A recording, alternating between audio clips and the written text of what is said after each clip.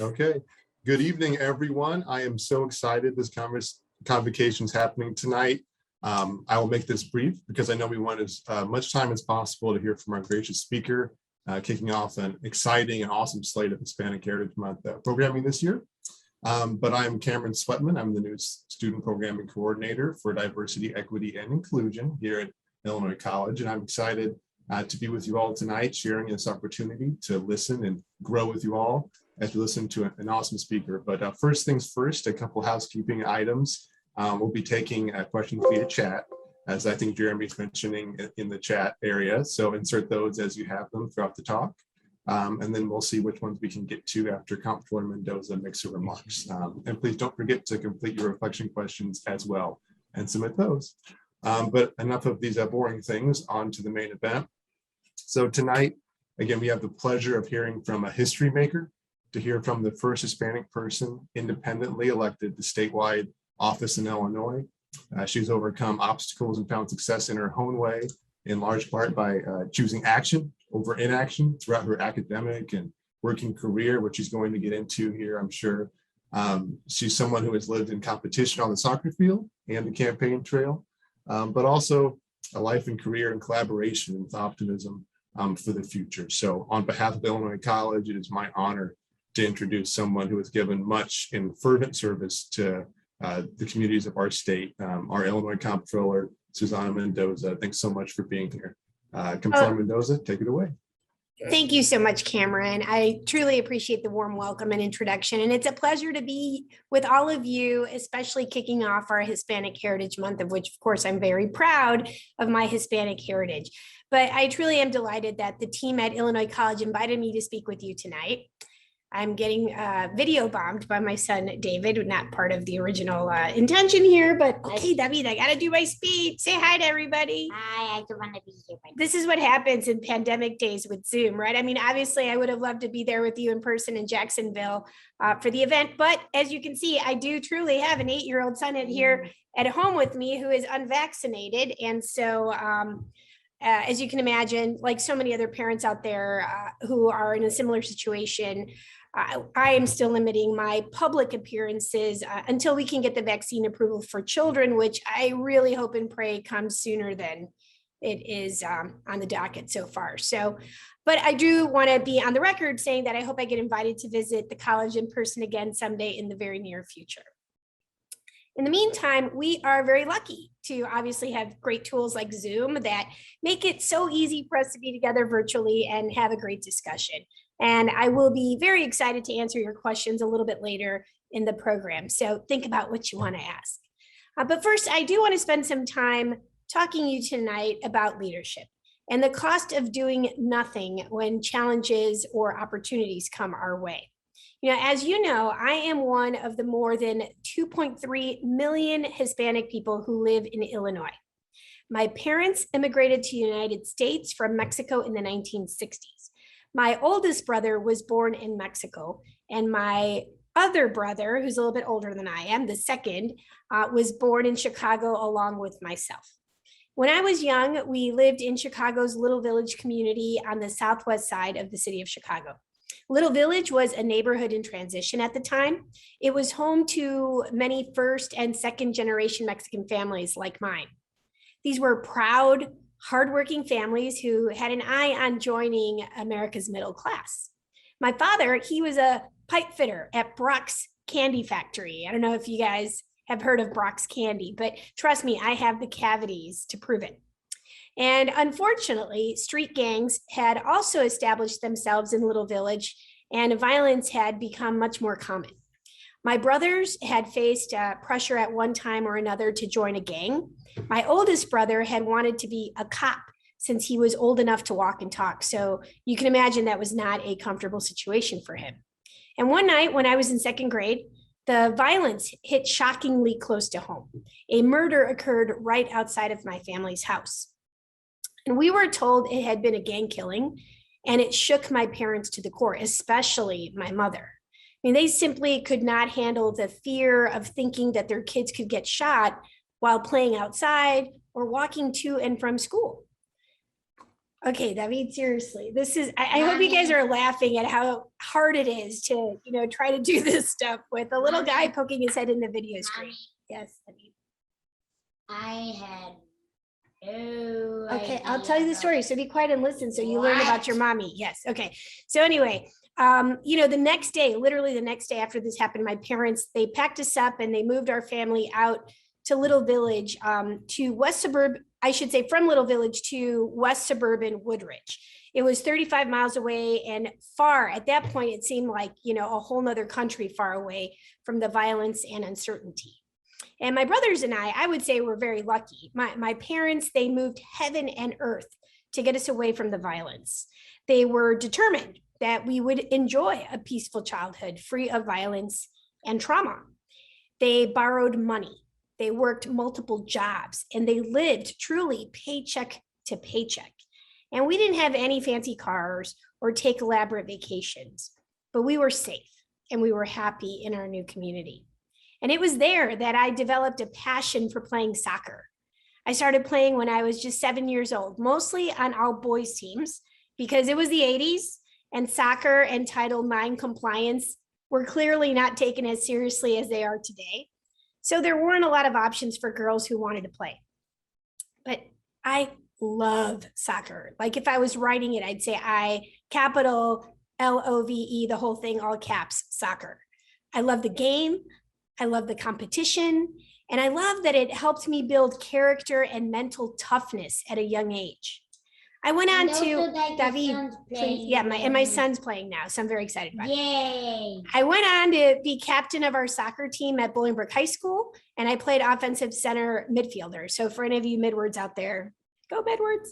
I earned All-State and All-Midwest honors both in high school and in college. And I was the first girl to appear on Bolingbrook High School's Wall of Fame, something I'm very, very proud of, if I do say so myself.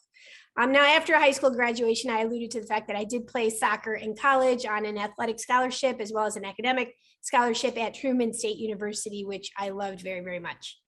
Now, playing soccer throughout my youth, it taught me so much more than just skills and strategy. I learned discipline, respect, teamwork, and leadership, all qualities that I rely on today in politics and certainly in government. And looking back, I know I had a great childhood.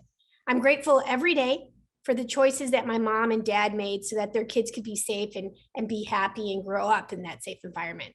And much of the success that I've had as an adult can be traced directly back to that moment 40 some years ago when my parents acted to protect their family and the way of life that they hoped and dreamed and had worked so hard for.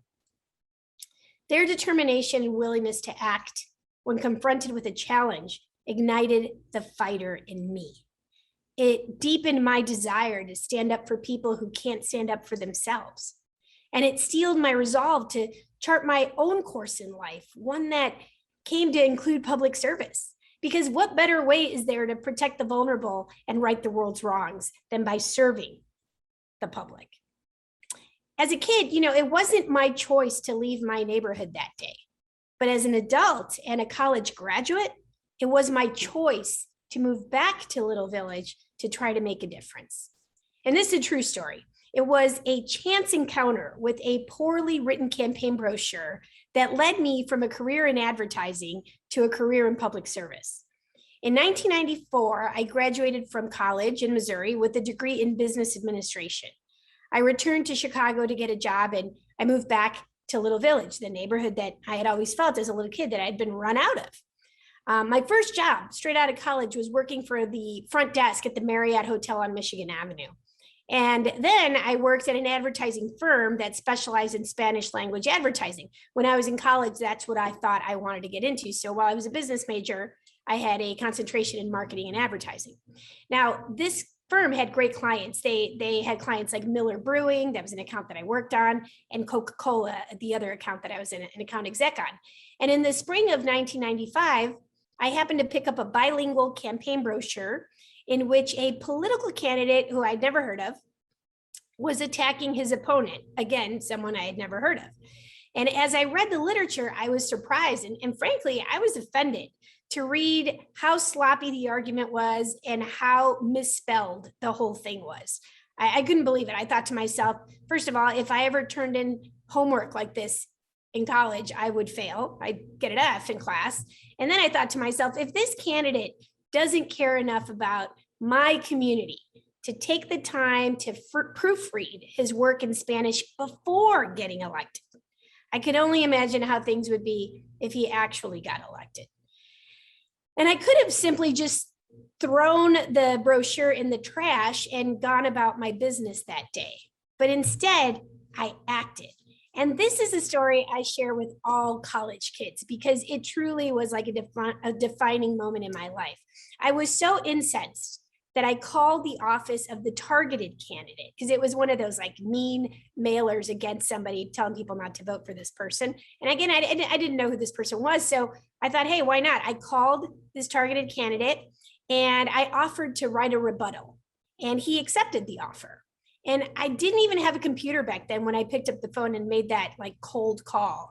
But what I did was I stayed up all night at a Kinko's in the neighborhood and I worked up a mock-up of a brochure and I presented it to this elected official who was running for a different seat at the time the very next day.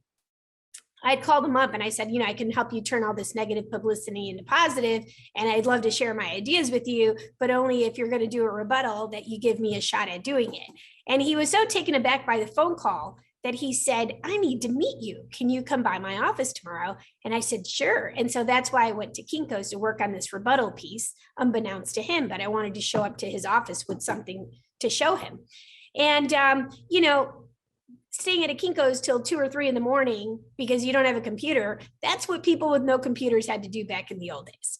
And you may not be able to relate to that, but I think it's a funny story. But here's the really cool part. That interaction, that phone call, it led to a friendship and later a working relationship with the candidate. And after seeing my passion for working to help people in the community, he eventually encouraged me to run for his old state representative seat in the State House in Illinois. Now, I realized that using a position of power to help make people's lives better was so much more important to me and more meaningful to me than what the design of the new Coca-Cola can was going to look like. It was at that moment that I realized that I had found my true passion. And once again, I acted. I went for it. I was only 25 years old when I first ran for state representative, and I lost my first election, but by only 55 votes. And I didn't give up. That's the most important thing to walk away with here. I lost the first election, but I never gave up. I campaigned nonstop for the next 2 years and was elected to the Illinois House of Representatives at age 28, the youngest member of the 92nd General Assembly. And I went on to serve 6 terms and then become the very first woman ever elected in the history of Chicago as Chicago City Clerk. And in 2016, I became the first Hispanic independently elected, male or female, to statewide office as state controller. And I'm super proud, of course, of the trails that I've blazed for women and Hispanic Americans coming up behind me. And I've had this opportunity to be the first in many things, but I don't want to be the last. But, I guess most importantly, I'd say of all this experience, when I look back on my life, I find it amusing to think that all it took to awaken my interest in politics was one really bad campaign brochure and a phone call to someone I didn't even know at the time. Today, the advertising career that I once thought I wanted is a faint memory because of a spur of the moment decision I made one day 26 years ago, which ultimately led me to my true passion of public service. Remember that a vision without action is nothing more than a hallucination. We have to look forward to the possibilities and the pleasant surprises that can come our way in life if we put our positive thoughts into action. So let's fast forward a bit. As you know, I'm the controller for the state of Illinois, and I'm the state's chief fiscal and accountability officer, responsible for managing all of the state's finances. In the simplest terms, this means I pay the bills, I write the checks that go out to everyone who works for or does business with the state government. I became the controller on December 5th, 2016. It was really an awful time for the state of Illinois because political bickering had taken over at the Capitol, and we were in a prolonged state budget impasse, the longest in our state's history. When I decided to run for controller, people would ask me, why on God's earth do you want to be controller? The job has never been harder. The state's finances have never been in worse shape. Why would you want to do that? And I told them, well, that's exactly why I want to run for controller. Because when I see a problem, I want to fix it. I dive in, I can't stand on the sidelines. I'm seriously allergic to that. And voters, I would say, apparently liked what I had to say on the campaign trail. And they, most importantly, trusted in my abilities, and they elected me ultimately to the job. And as soon as I took office, paying the bills became next to impossible as the impasse, this budget impasse, the fact that there was no budget, it wore on and money in the state's accounts dried up. We were 6 months behind paying hospice centers the day I walked into office. And for those of you who may not know, hospice, it's where people end up going to have a dignified death. It's where they go on their way out, where we want them to be at peace. Nursing homes that care for our most vulnerable seniors, they hadn't been paid in 6 to 9 months when I walked into the controller's office.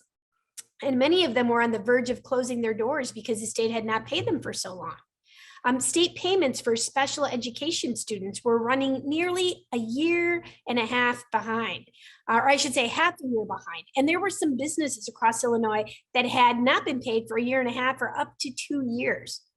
I was staring down a crisis that no one had ever experienced before in the role of controller. There was no playbook or blueprint for how to navigate through it because nothing like this had ever happened before. But I knew that doing nothing was not an option. We had to devise a plan. So I quickly rearranged priorities in the controller's office to make sure that services for the state's most vulnerable got paid first.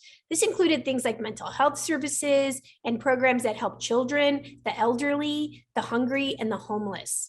I wanted to make a point of resetting the moral compass in the controller's office. My office became a triage unit. Every day, it was an exercise in determining who had been waiting the longest for their state payment, which service provider could no longer make payroll, which small business was about to shut its doors, all because the state had no budget. It was grueling and it was emotionally taxing. And I knew that some large companies would be able to wait for their payments a little longer than some small social service providers could. And that meant I had to prioritize accordingly. And when you consider that lives were on the line, there was no question that human service providers had to be moved to the front of the queue. Unfortunately, for some of them, it was too late. A perfect example with this call would be someone like the Wells Center, an alcohol and drug treatment center here in Jacksonville. The Wells Center had been doing a beautiful job. They've been in operation since 1968 and helped 500 people annually with addiction problems. They were really the only addiction center serving that part of the state. But it was forced to close its doors and lay off its staff in April of 2017 because of cash flow problems caused by what? The state budget impasse. It broke my heart. At the same time, I was managing the fiscal crisis from the controller's office. I knew that it was important to do everything I could to help Illinoisans understand what was happening and why. I publicly went toe-to-toe with the former governor and lawmakers who tried to mislead Illinoisans about reasons for the impasse and its impact on people and communities. I talked to reporters and editorial boards, and I successfully pushed for changes to state laws so that we could bring more transparency to government finances to help us avoid future fiscal crises. I truly believe that transparency is what it needs to take for us to build a road that leads people to trusting and restoring faith in government. And when all was said and done, the budget impasse between the governor and the lawmakers, it lasted 736 days until August 31st, 2017. Illinois' backlog of unpaid bills.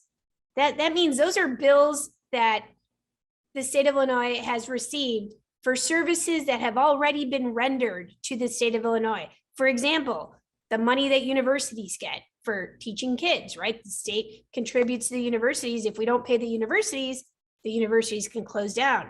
they can miss their payments that they need to make, right? So it has a massive, terrible domino effect for the bill backlog to go unpaid. It had reached a peak of $16.7 billion in November that year. That means bills that had not been paid had almost reached $17 billion, an unprecedented, ridiculous mountain of bills.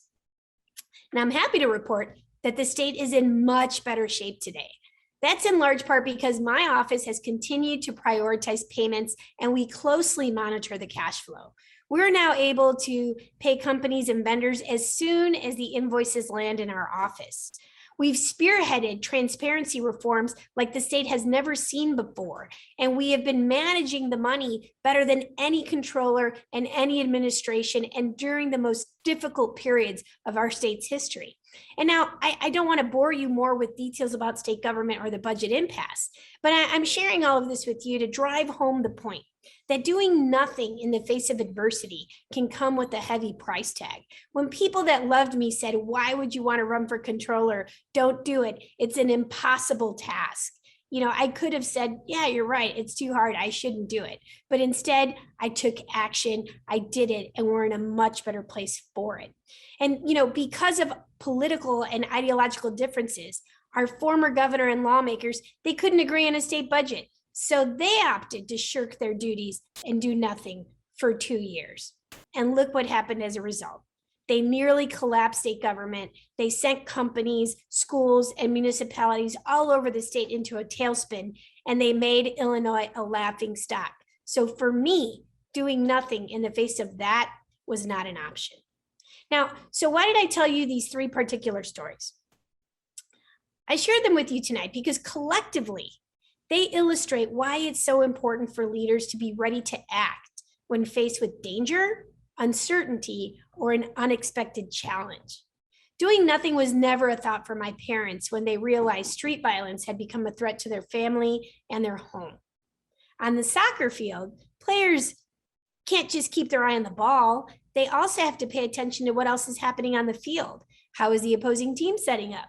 What are the holes on the field? What are the possible outcomes of the next play? When it was time for me to take a calculated risk and run for office, I took a look at what else was out there on the field and weighed the possibilities for success. And I went for it. I didn't win the first time, but I sure did the second time.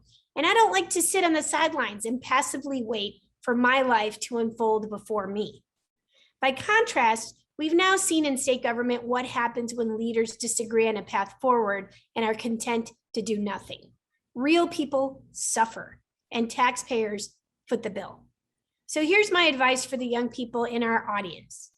Be a leader okay, yes, like you. Be a leader who understands that solving problems means taking action. The cost of doing nothing is tallied in the opportunities we miss, the experiences we never have, and the disappointment of knowing things could have been better if we'd only acted. Bring people together when they're divided. Protect those who can't protect themselves. Be on the lookout for opportunities disguised as challenges. And don't worry if life takes you in an unexpected direction. Reject the notion that you are not in control of your own future, because you are. And with that, I'll stop talking and turn things back over to Cameron.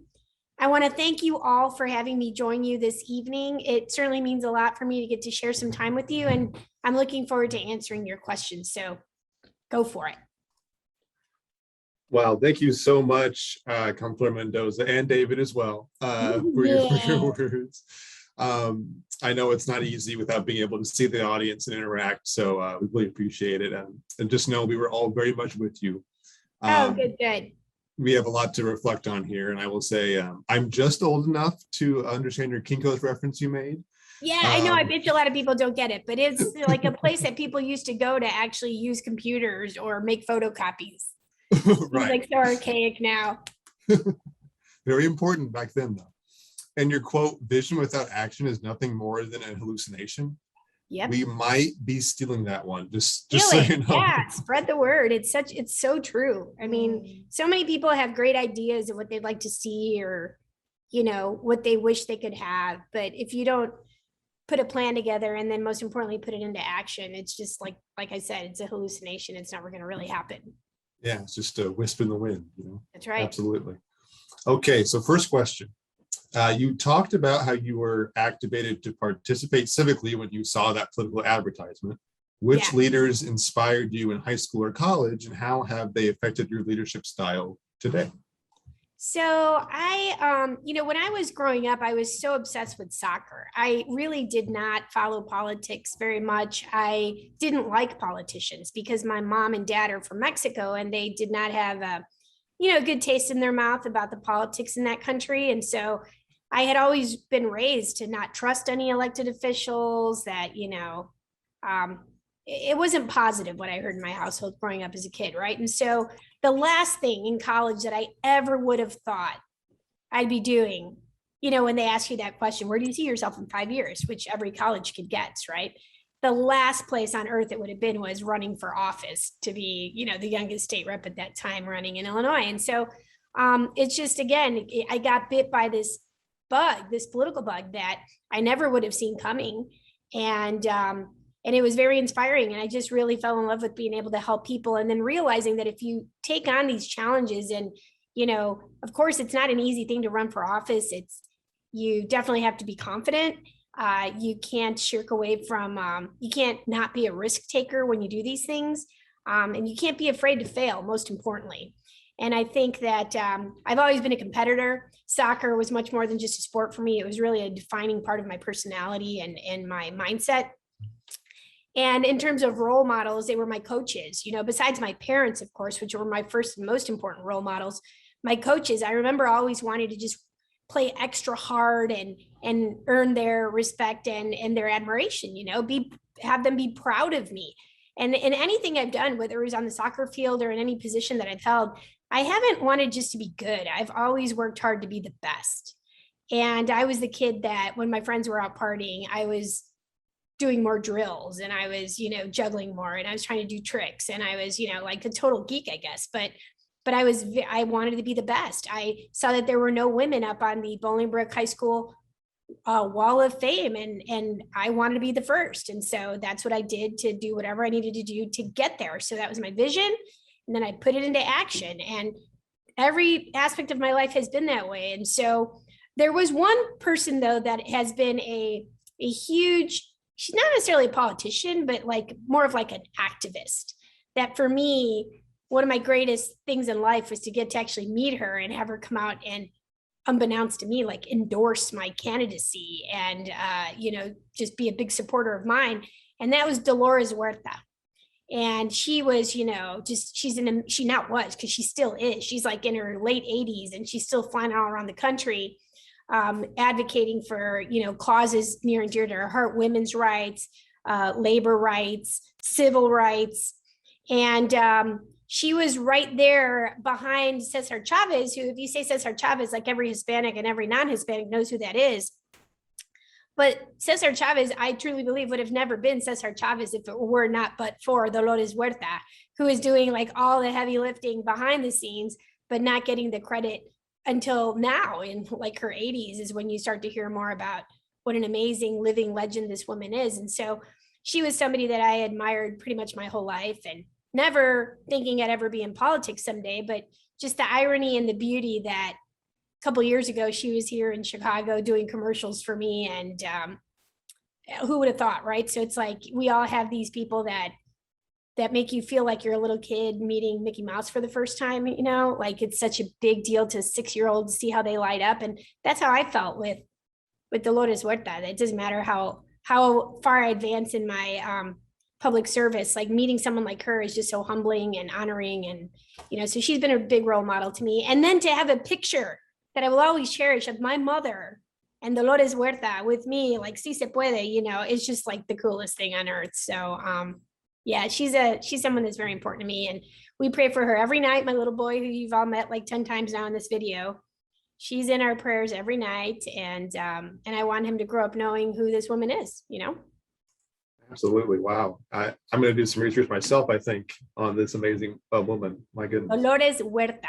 the best. She's got an incredible story. And yeah, like I said, honestly, she's like in her late 80s now, and she has not skipped a beat. She is like the most hardcore blast of energy you'll ever meet in your mind, and you do not want to mess with her. I bet not. Well, we have some more really good questions here.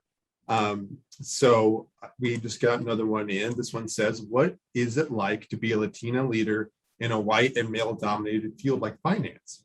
What is some advice you can give to any woman of color, either interested or already studying in the economic or finance field?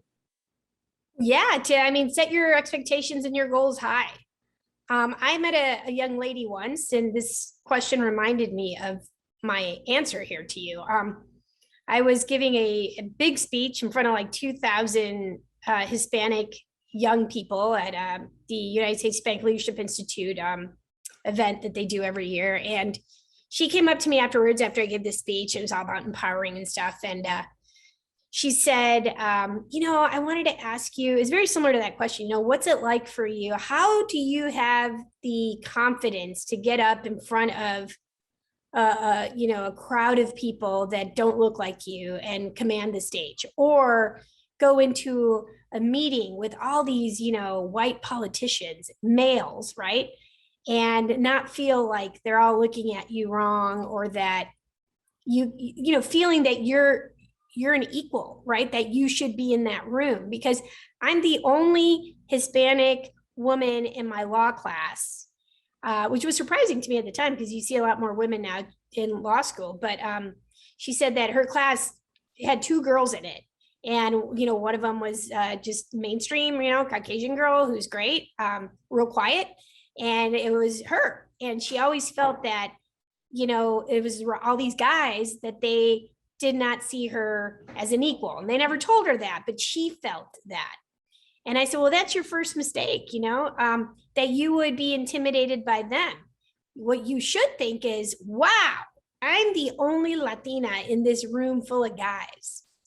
I am that much of a badass that I am in this room, and these guys are probably all intimidated of me. Like, change your mindset. You deserve to be in that room.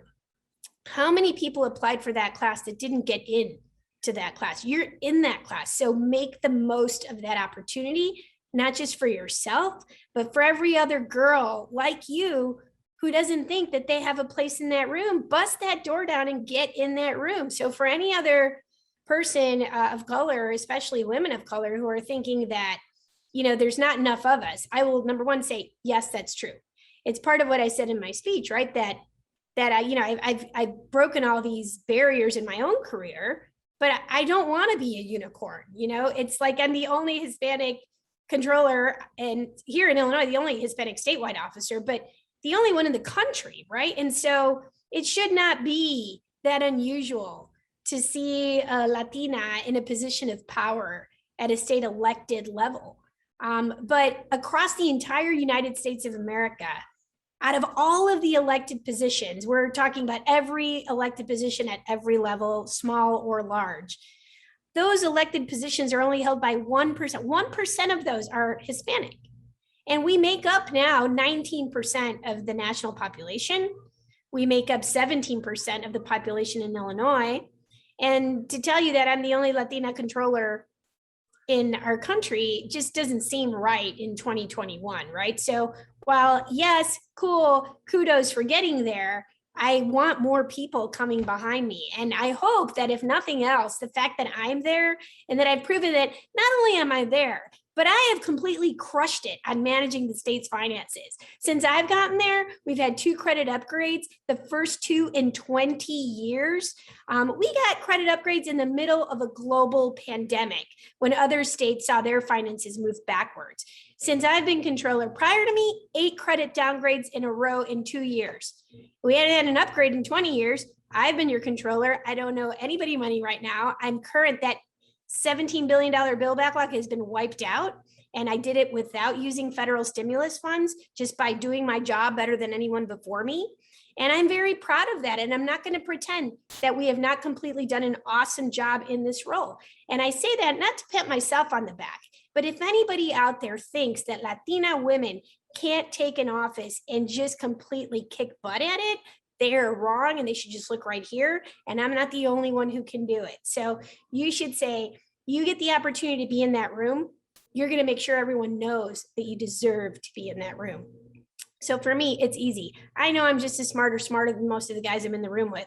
So I shouldn't apologize for that. And they're going to have to make sure that they bring their A game to any meeting that I'm at. And so that's just how my, maybe it's the soccer that taught me about that competitive spirit and the level of confidence, because you work hard to be the best. So you deserve to be playing amongst the best. And I would say to any young lady who's looking at me thinking about, well, how do you do it? Or how can I do it? Is just believe in yourself. Believe in yourself, but also put in the time and put in the effort to educate yourself on whatever your subject matter is. Because if you want to be great at finance, then you need to learn about it and not just, read the cliff notes. You need to really deep dive, and you need to care about this stuff, and you need to show and that you do know your stuff, and that you're proficient in whatever it is you decide to pursue, whether it's finance or engineering or politics, right? So learn your craft, fine tune it, hone your skills, and then put them into action, helping others. Wow, just drop the mic there. Great answer. That's there's so much there for us to chew on and be inspired by. Seriously, thank you. Here's another one. Hello, Comptroller Mendoza. Your speech was amazing. I am one of those vulnerable people impacted by the budget crisis. Special needs services were deep in debt. I understand that you dealt with prioritizing human service providers and ensuring that these services didn't close down. What was the hardest part of managing said priority? Well, that's a great question. I will tell you that it became very clear to me on my very first day as controller. It almost seems like it was a gift from God for me, because I had just been sworn in. It's a true story, just been sworn in. My family was all surrounding me. My little boy was like 2.5, 3 years old, and 3.5, I guess. And I just came off the stage and I looked at my phone, which we all do now, right? Am I the only person who wakes up and like first thing you do is look at your phone? It's so wrong. But I just come off this huge moment and I look at my phone and I had an email, my very first email, now officially as the controller. And it was this woman who lived in Edwardsville, so in the Metro East. And just for her privacy, I'll say, we'll call her Mary. I've told this story many times, and I before I couldn't tell the story without completely breaking down, but I've told it so many times now that I feel like I can keep my composure. But so I'm reading this email, and I hadn't even seen my official office yet, because reminding you, I'd just taken the oath, so I hadn't actually been in the office. I was on my way to the office in the Capitol, but off the stage reading this email. And she says, her name is Mary, that she is in dire need of help from the controller, that she had been trying for, many, at least over the last year and a half, to get help and had not gotten any help.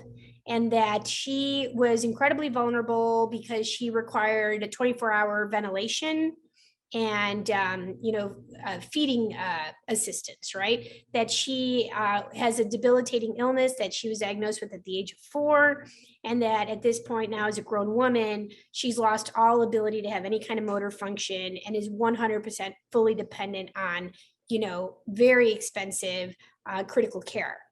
And so this email was just so beautifully written that I was like, wow, how is this person who's so sick able to like communicate all this, right? And so towards the end of her email, she said, and just so you know, I'm attaching a photo of myself, just so you know that I'm a real person. And I don't know if she meant for me to read that line this way, but it was like a punch in the gut, right? That somebody would have to say that I'm attaching a photo of myself, so you know that I'm a real person, right? Which is so important to personify the problem. That when we're talking about $16.7 billion, to me, it was never a number on a spreadsheet. It was a story of millions of people and millions, over 1 million people who lost services because of government dysfunction. And people like Mary, who literally their lives depended on the government not being in a state of dysfunction and her being able to get her medical services on time. So she told me that the state was so far behind on paying her bills that if this was on December 5th, that if her insurance companies did not get payment from the state by December 18th, they were going to shut off all of her services. No more help for her. they were done. On December 21st, and you're talking about Christmas, right? So it's essentially a death sentence in her mind. She said, I want to live. I don't want to die, right? So this was my first email. And then the picture of her had a dot on her forehead. And she told me that the reason on her email that the reason she has a dot is because that dot is what allows her to put her thoughts into words through a technology software program, right? Because she literally could not move at all.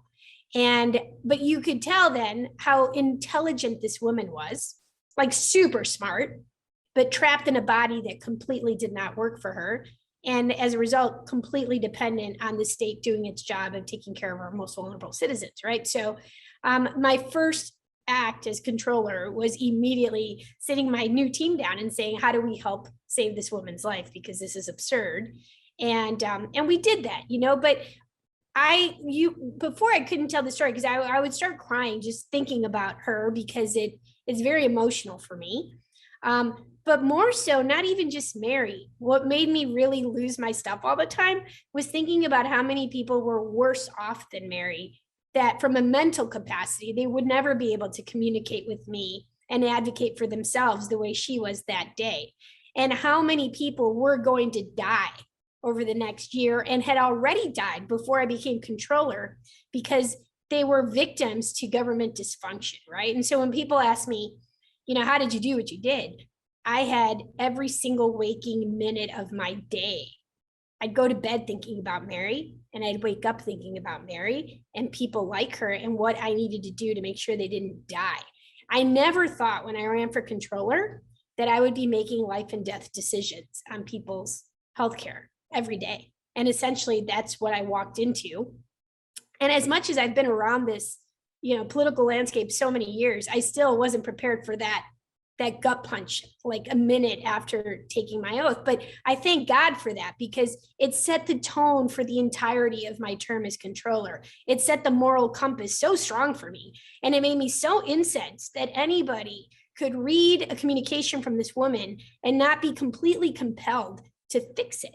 Right. And so that just shows that the moral compass was completely backwards in that office. So I took it as a source of pride to rework the moral compass. And I've proven that by doing the right thing by people, by investing in people, by prioritizing the most vulnerable, which should be the number one job of state government, period. If we do nothing else right, is to take care of the most vulnerable who cannot fend for themselves, then we're investing in people, and that's a good thing. And guess what? I was able to pay down the bill backlog and still take care of people as a first and foremost priority. So I believe that by doing the morally correct thing, you're more often than not also doing the fiscally sound thing. And as a Democrat, I'm very proud to say that, we're never going to make money off of treating sick people, but that's not what government's about. Our first priority is taking care of those folks and then seeing where we can save money and where we can create efficiencies and where we can, do better. But we should be judged honestly by how the most helpless person in our state is faring under our watch. And so that's been the motivating thing for me. That's why for me, prioritizing social service providers and anyone who deals with or is affected by a disability as, they're at the front of the line. No apologies about it. Absolutely. You can tell how much you care, and there must be a weight to this as well. So this kind of ties into maybe our last question that we can sneak in here. But what are some ways that you handle those pressures and just the overall stress management techniques maybe you employ, especially being a Latina woman again in such a significant role? Oh, thank you. That's a fun question. So I love to cook. And that is like a massive stress reliever for me. And I would say I never got to do it more in my life than during the pandemic. So while you think that things were worse during the pandemic, and for me they were, because not only was I managing the state's fiscal crisis, but my oldest brother, who I mentioned was a police officer, he almost died from COVID. He caught it on his birthday, actually. He came home from work with a cough and 2 days later was hospitalized. He's only 56. And he spent 41 days at Northwestern Memorial fighting for his life, and then another 31 days at an inpatient rehab center, slowly, I would say surviving, not necessarily even getting better, but they discharged him after that, 72 days. to my care. And so I wasn't just a controller managing billions in state debt. I became his primary caregiver, taking him to every single hospital visit and doctor's appointment every single day except Sundays. My husband, David, was awesome. And he bought me like this clip-on desk that went into my steering wheel so that I could do all my work from the car while he was getting his therapies. And so I didn't skip a beat, because guess what? That's what we do, especially as women. No offense to you as a awesome young man, but we have to figure out, just life throws you not a dinged lemon, but literally like a rotten complete lemon, and somehow you have to figure out how to make delicious lemonade out of it. So you can't ever lose your spirit to like see things get better. And I saw my brother surviving that, not as like a burden, but as a blessing, and that I could get to take him to his hospital visits. And he lost both his kidneys. He had 5 mini strokes in his brain because of COVID. He'll be on dialysis the rest of his life, 3 days a week. But he's doing better. And I mean, his life is going to be different forevermore because of COVID. So please, if you haven't been vaccinated, don't mess around with this stuff. Like, I'm living the consequences of somebody who wasn't vaccinated because they weren't available yet. And I know a guy that was relatively healthy and, an awesome cop is now like a different person because of this. And it's preventable. So take it seriously, because I live it every day. But you can imagine how much more important having an avenue to release some of that massive stress was. And so cooking, I became like, I might as well have my own cooking show. I'm like an awesome chef here in the house. It's fun. I also like love to go skydiving. So you could probably sense some level of energy from me. But I love like high adrenaline stuff. So I love jumping out of airplanes. I love going snowboarding, perhaps things that most people don't necessarily consider relaxing. But for me, that's like, I don't know, maybe it's because I have so much energy. I just got to get it out and be like, woo. But I also love live music, which has been impeded because of the pandemic. I may be the only elected official who's actually crowd surfed out of a Rage Against the Machine concert. So, I mean, I feel like I'm very, very into my job, but I also love to have fun. And my family is awesome. My little boy keeps me very busy, and my husband is like the best husband you could ever hope to have.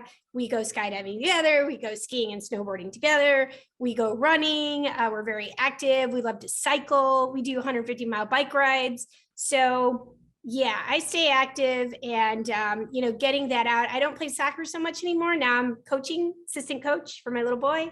But I love the sport, and I still stay active and try to stay fit and burn off the pressures of the job and the frustrations, right, that come with it through healthy avenues. So I'd encourage people, find something you love to do and just do it as much as you can. Absolutely. Well, I hate that this went by so fast and we have to end it. This was awesome. Thank you so much again. I think that'll probably wrap it up for us tonight. Thank you to everyone who came. I do want to say one more thing. Sure. Yeah, absolutely. Because I'm talking to like a younger group here, right? Yes. I would say one of the key successes to my happiness has been finding the right partner. Because if you can imagine how stressful my job is, it would be like untenable if I came home not happy to come home. And so of all the decisions I've ever made in my life, of all of them, the most important and consequential was who I decided to spend my life with. And so I know that may sound corny, but I'm telling you, if you're in a relationship that is high drama, get out. If you find a person who supports you, who inspires you, and who's inspired by you, and isn't intimidated by that, but wants to be a part of that, who like encourages your dreams and supports them and doesn't cause drama in your life, don't run away from that. Embrace it, because you have to think that for the rest of your life, you're either at work or you're coming home. And stress at work, that's just work, but stress at home, that is a game changer. So just saying, you're young, think about it. I didn't get married till later in life. And I was, I guess, 38 or 39 when I finally got married. And I'm so happy that I waited, because I was able to get my career, going exactly the way I wanted. I knew who I was. I didn't have to be defined by the relationship. And my husband came in my life at the right time, and he had never married either, and he didn't have kids. We just lucked out, right? It doesn't work out that way for everybody. But I will say that don't rush into something because you think you might miss an opportunity. Wait for the right opportunity, because you're going to have to live with that decision for a long time. And if you get it wrong, it's going to kind of stink for the rest of your life. So I know that wasn't part of the discussion, but since you asked about my happiness, it's fun to do all these things, but to have someone who you can do them with and you have fun and not fight, that's the key. Absolutely. I've had my wife 3 years ago, and I can attest to everything you're saying. And I wouldn't have understood it before then, but now I totally do. So I'm sure everyone who's married or with a significant other can definitely attest to that too. So thank you so much. Sure. I'll also say thank you to our student organizations, Nuestra Casa, who are here as well, asked some really good questions. And also our history and philosophy and political science department students who are here. And then also women's soccer, who is also, I think, joining in a big group and watching as well. Awesome. So thank you all for being here and also for co-sponsoring this event with the Office of Diversity, Equity, and Inclusion. And of course, thank you again, Comptroller Mendoza, for being here. This was so awesome. I think we're going to have to ask you back soon because. Oh yeah. So if I go visit you guys, I want the girls to, show me some, soccer love. We got to go out there and kick the ball around or something. Oh, it's going to happen. We're going to make it All happen. right, Don't awesome. even worry about it. All right. Thank you again, everyone. And thanks for coming. We look forward to reading all your responses. I know you have a lot to write about, given everything we talked about today. So Yeah, I think you should give everybody an A. All right. So just, make it easy. I'll think about it. We'll see. At least B+. So Okay, very cool. All right. Thanks. Bye, everybody. bye.